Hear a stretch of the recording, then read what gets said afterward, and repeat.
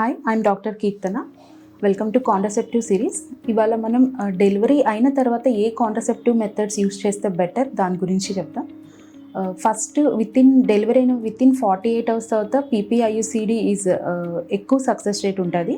తర్వాత ఇంప్లాంట్ కూడా యాక్చువల్గా అంటే బిఫోర్ డెలివరీకి యూస్ చేసిన సేమ్ సక్సెస్ రేటే ఉంటుంది. Failure rate less than 0.03. Implant is the better option.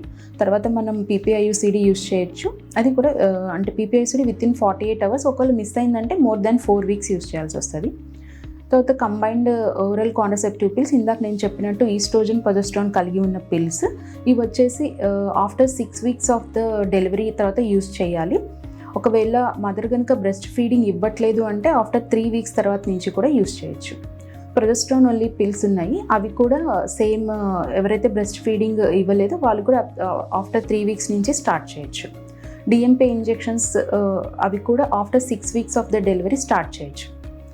Within 21 days of the delivery a contraception method use చేయనక్కర్లేదు. కానీ ఆఫ్టర్ 21 days తర్వాత నుంచి ఒకవేళ మీరు ప్రెగ్నెన్సీ పోస్ట్పోన్ చేసుకోవాలి అని అనుకుంటే, కంపల్సరీ అన్వాంటెడ్ ప్రెగ్నెన్సీస్ని అవాయిడ్ చేయాలి అనుకుంటే కంపల్సరీ హార్మోన్ అంటే ఈ కాంట్రసెప్టివ్ మెథడ్స్ని యూస్ చేస్తే బెటర్. Thank you.